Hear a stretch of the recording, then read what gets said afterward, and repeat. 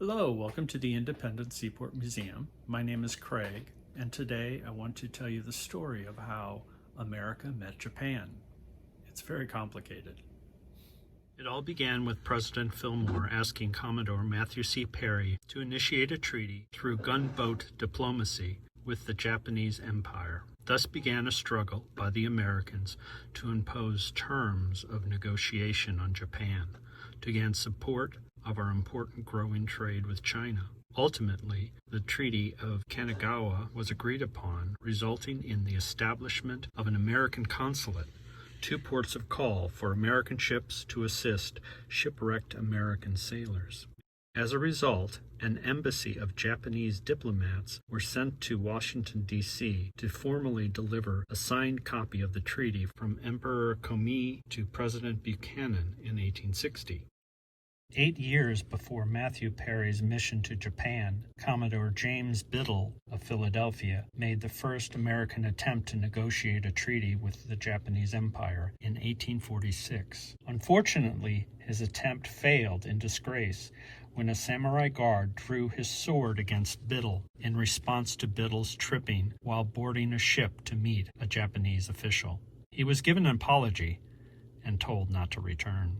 In 1854, President Franklin Pierce ordered Commodore Matthew C. Perry to deliver a letter to the Emperor of Japan requesting an exclusive treaty with America.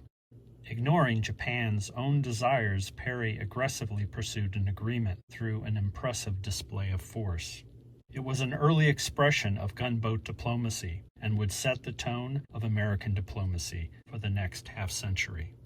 Negotiations started with Perry's delivery of the president's letter. Perry used the new Western form of diplomatic ceremony to display Americans' military power.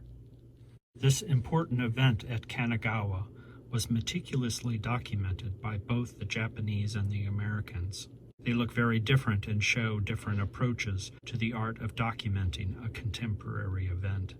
Perry described the event.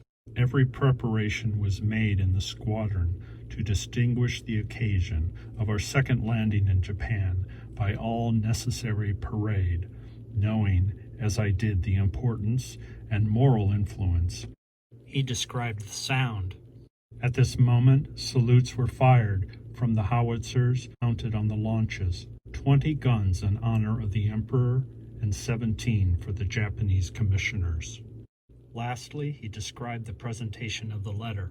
It was carried into the audience room by two of the best-looking boys of the squadron, selected for the purpose, who were guarded by a couple of tall, jet-black Negroes completely armed.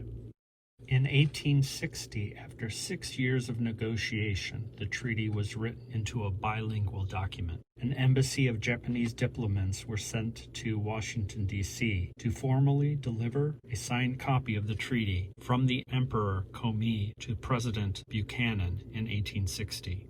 The Japanese embassy team consisted of 77 members, including ambassadors, foreign affairs and treasury officers, supported by interpreters, physicians, officers, and an escort crew. The whole mission took longer than expected, and it was 7.5 months before they returned home.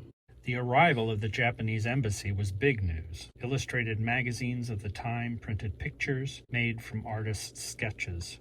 These sketches are by Alfred or William Woad, British-born brothers who immigrated to America in the 1850s. The subjects were things they thought would interest the public about these people who came from the other side of the world. One magazine in Philadelphia reported, "The most disgusting and brutal language was unsparingly used by the crowd while the Japanese procession was passing."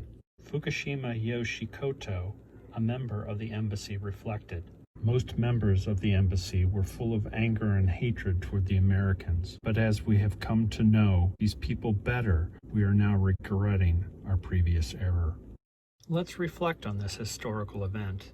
What lessons might have Japan learned from our use of gunboat diplomacy? How should we communicate with others when we don't speak their language? Does the slow rate of foreign policy of the past have any use today? I hope you found today's story enlightening. Be sure to support the museum in whatever way you can, and come by and visit sometime. Bye now.